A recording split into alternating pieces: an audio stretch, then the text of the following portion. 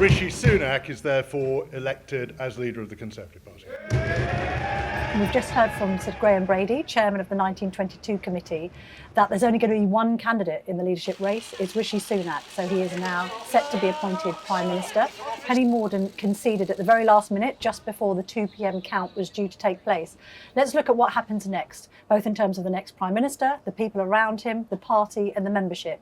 All day there's been mood music around this idea of unity and this idea of appointing a cabinet that represents the broad church that is the Conservatives. He has to do this because, of course, there are many Boris supporters who said anyone but Rishi. They didn't want him to have this kind of coronation.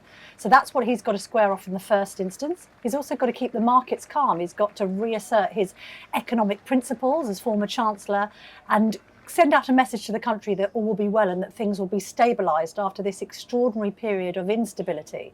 Let's look at some of the individuals. Well, Boris Johnson now completely out of things. I don't think there's going to be a deal done there to have him back in the cabinet. What about Penny Mordaunt?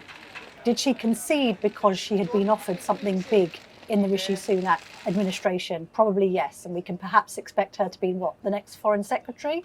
I'd expect Grant Shapps to stay in the role as Home Secretary and equally for Jeremy Hunt to be Chancellor. The last thing they want is too much change to spook the markets even further. As far as the party's concerned, we're going to probably see a honeymoon period. We're going to see people who had previously supported Boris Johnson backing Rishi Sunak now. Take former party leader Ian Duncan-Smith. He's decided to go in behind Rishi and say, look, for the sake of the party, if we don't want to implode come 2024, we've all got to be in this together. There's got to be a newfound sense of collectivism, if that's possible with the Conservatives.